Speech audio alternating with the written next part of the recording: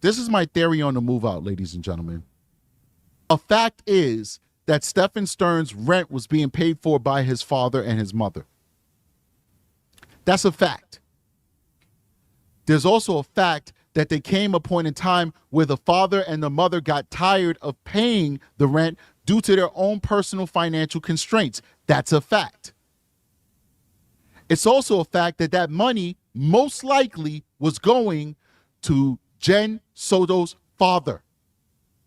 It's also a fact that the family did not like Stephen Stearns. It's also a fact that the roommates thought Stephen Stearns was creepy. They even told him, don't use the bathroom upstairs. They kind of tried to localize him downstairs with Jen Soto. I believe that it is possible and probable that the father was like, you no pay no rent, you can't stay here. Stephen Stearns, if your daddy not gonna put that money in my coffers, you got to go. Oh, hell no.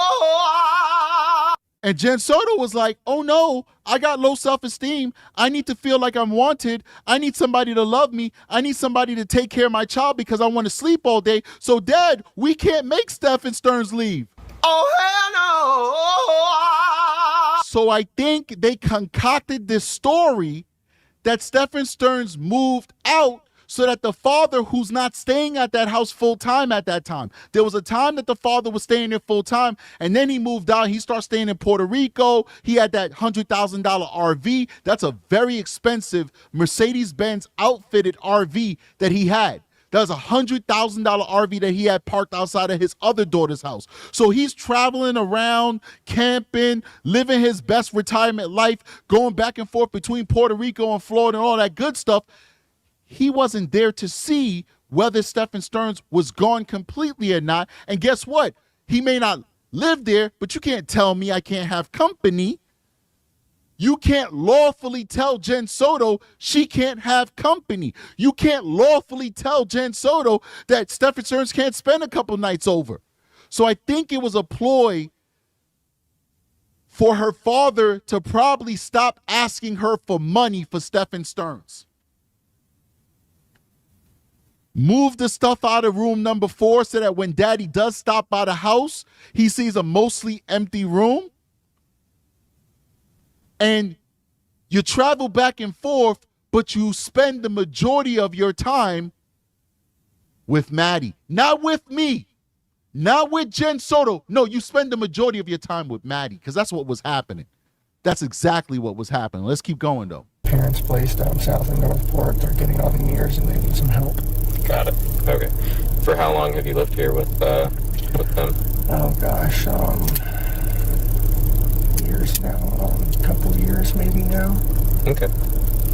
And what does your time splitting look like? Are you here for days, weeks, months, something else? Weeks at a time, yeah.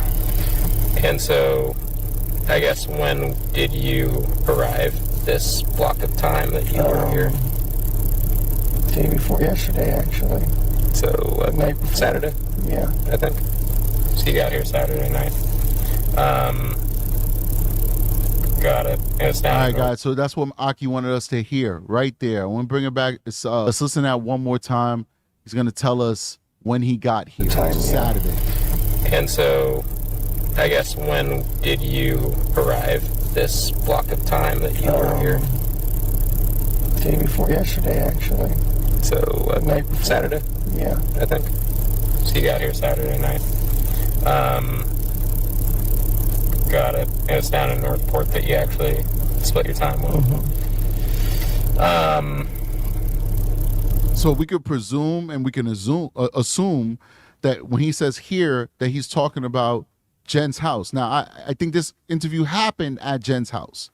So if he said here, then that means Jen's house. So he's basically saying he arrived at Jen Soto's house on Saturday. But we never get any information on what the interaction was between Jen Soto and Stephen Stearns on Saturday. What did they talk about? What did they do? Did they go anywhere with each other? Did they see each other?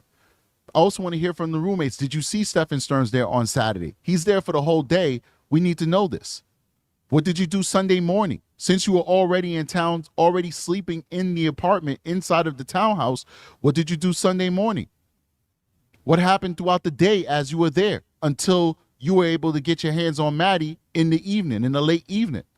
These are the questions that I have, and these are questions that have not been answered yet.